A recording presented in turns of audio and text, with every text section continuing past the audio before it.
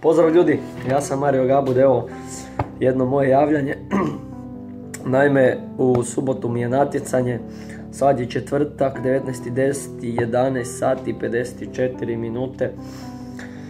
Skidam kilograme, sutra u petak, znači 20.10.2017, 18 sati moram imati 74 kilograma na vaganju.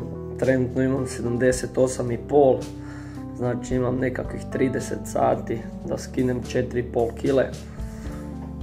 Sad od početka tjedna do sad sam skinuo već jedno 3-4 kile, a lagano me živčanoća pere, ali nema veze, izdržat ćemo to, nekako ćemo to skinuti.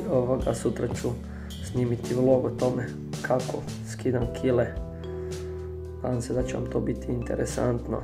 Vjerojatno sutra neću jest ama baš ništa, tako da bit će to danas i sutra će biti dva jako dugačka dana, najduža u godini, to mi je najteži period, znači koliko god teški treninzi bili, sve to glava istrpi, ali kad dođe ovo vrijeme treba skidat kile, paziti na prehranu, znači jedem meso i povrće tipa karfiol, mrkvu, jako malo mrvicu, ugljikohidratne ove hrane tipa krumpir i riža, bez začina, bez soli, bez ičega. Stvarno jako djeluje i na psihu i na sve, ali eto, to krasi vrhunske sportaše, ta jaka psiha, pa eto, ako želiš biti u tom društvu, jednostavno moraš se prihvatiti tih nekih stvari. Zašto skidam kile? Velike razlike između kategorija.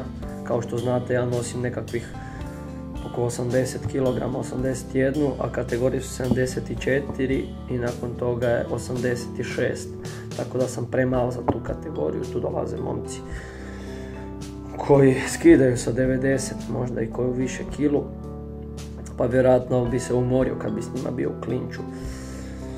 Prvenstvo znači Hrvatske u hrvanju slobodnim načinom je to u subotu. Ja sam aktualni vice prvak, prošle godine sam znači osvojio drugo mjesto i ostvario kategorizaciju vrhunskog sportaša.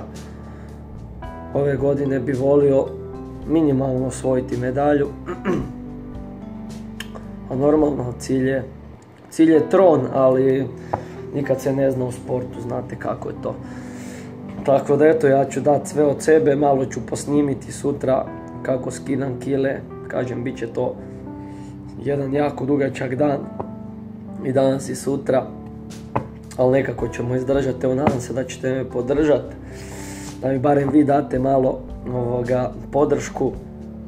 Stvarno ovaj rad na YouTube mi dosta pomaže da malo te misli smetnem s uma o gladi, o dehidraciji, o tome, onda kad se zabavljam sa tim videima ne razmišljam toliko o tome, tako da evo, stvarno mi je gušti, stvarno mi je drago što sam počeo ovo raditi. Eto, to je bilo to u ovom videu od mene. Nadam se da ćete me podržati sa lajkovima, sa komentarima. Sutra ide vlog, vjerojatno ću ga postaviti negdje na večer i u subotu se nadam da se javljam sa nekim dobrim vijestima. Lijep pozdrav, bok!